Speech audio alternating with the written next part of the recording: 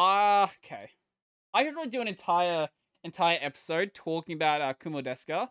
So I'm a really, really, really, really big fan of this series, not the anime.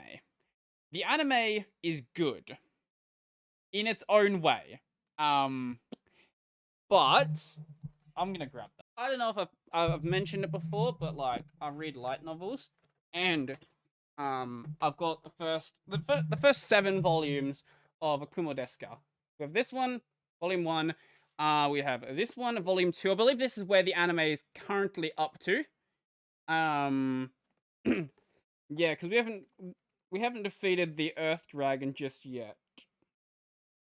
Yeah, so because yeah he Kumo is who Kumoko, is that the name she's going with so far? Yeah, I think as a spider she is called Kumoko.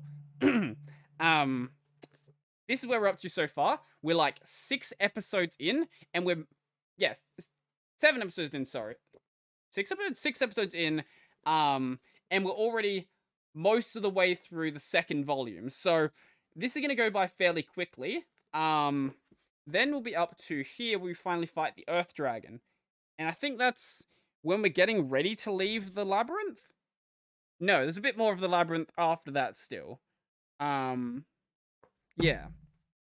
But the problem I have with Kumodeska mainly stems from the fact that the adaptation is so lightning fast because it's going to be a 25 episode season and we're most of the way through volume 2.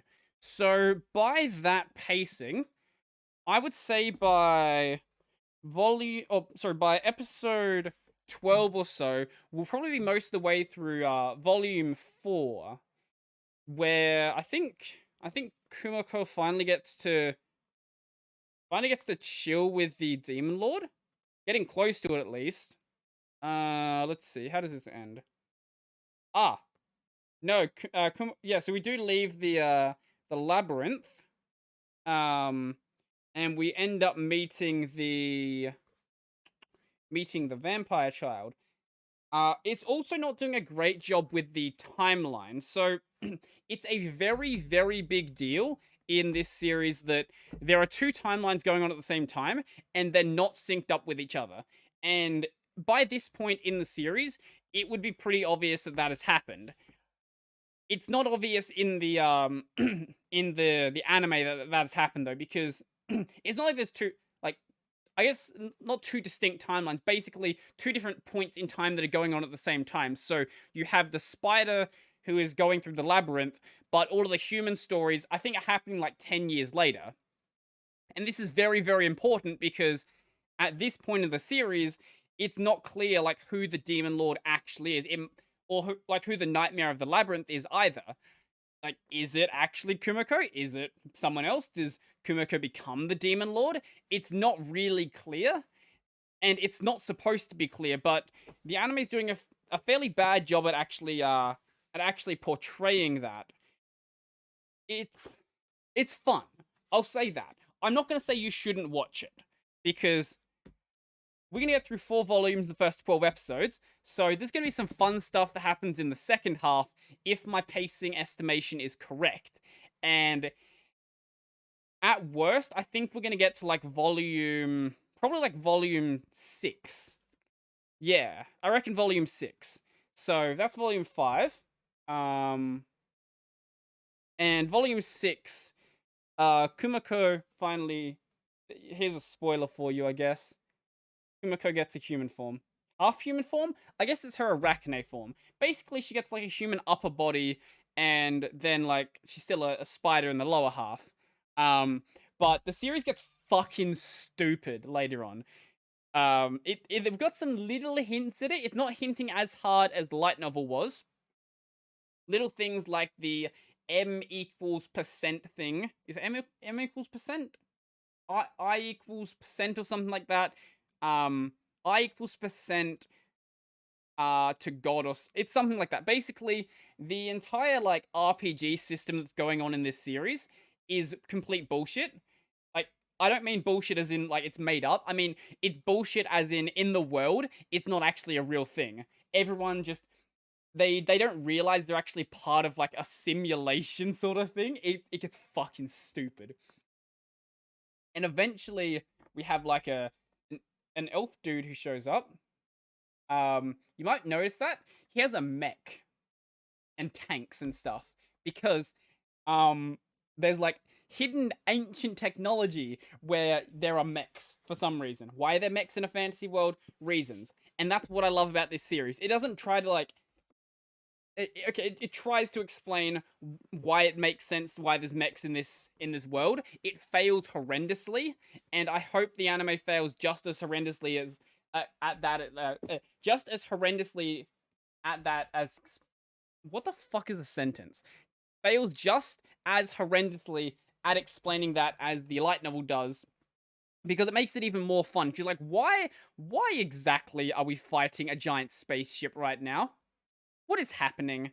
And I think this is part, like, if you go on places like Mal or anywhere that reviews light novels and manga, that's the point where people are like, this series got really bad. When they left the labyrinth, that's when it became bad. In my mind, that's when it got so much better, because it started reminding me of something like Symphogear, where it's just decided that, you know what?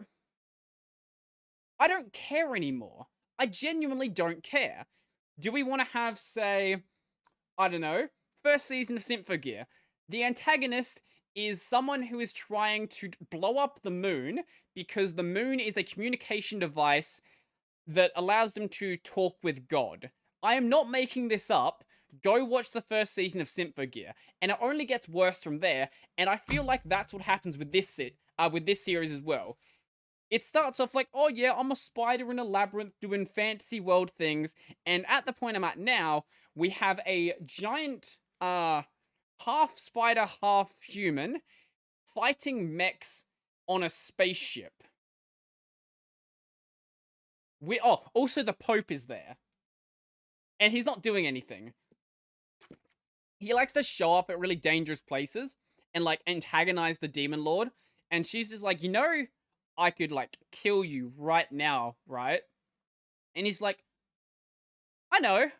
Like, mate, why are you here then? Look, I've got an army. Like, mate, your army is nothing. Humans in this series are literally a joke. Unless they are, unless they are a unless they are a reincarnated human, they are basically just cannon fodder.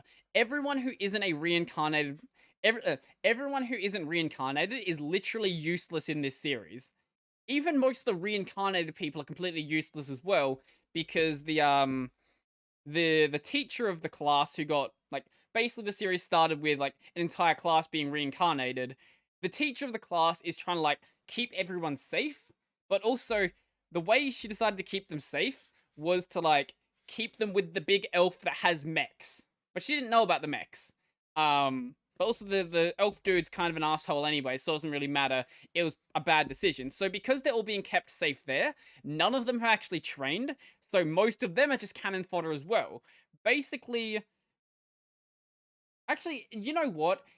Compared to the main character, compared to Kumiko, everyone is cannon fodder, because at the point at where I'm in the series, she is literally unkillable unless you like create a fucking black hole. Uh, I'm not joking. She gets like an immortality ability where as long as her soul doesn't be as long as her soul isn't destroyed, she can revive because she has her auto healing ability. So even if her entire body's gone, eventually she'll still heal back to full health. And if someone does threaten to destroy her soul, maybe they're using like abyss magic or something, she has the ability to move her consciousness to another one of her spider children and transfer over all of her stats. Basically, she's unkillable. Um, it's it's fucking great. I love the anime. The anime is fun, but it's not the true experience of Kumodeska. If you really want to see how dumb this series can be, I highly, highly suggest going and reading the light novel. even if you don't go and buy like physical copies, you can buy the ebook on like Amazon and Bookwalker and places like that. It's a good read. Some people might say, "Oh, read the manga." It seems like the anime is a bit more of a manga adaptation. That might be why the pacing is kind of fucked. Because mangas obviously have to do stuff much quicker. The thing that this like the light novel gets to do is because you have to explain everything, it goes into like over detail on every single thing that happens. The reason why it can get through, like, even though a lot more stuff does happen and they are cutting some stuff, I think really realistically it could be most of the way through. You'll probably be starting volume 2 where we're at right now, because a lot of the first couple of volumes is explaining things like abilities. So, like, what does this ability do? What does this ability do? And I think it's actually really interesting because it's not like they're just pulling shit out of their ass when they save themselves in the middle of some boss fight. You already know, like, yeah, we're literally a god at this point. What are you gonna do about it? I think that's enough rambling about Kumodeska. Um, it's a good series.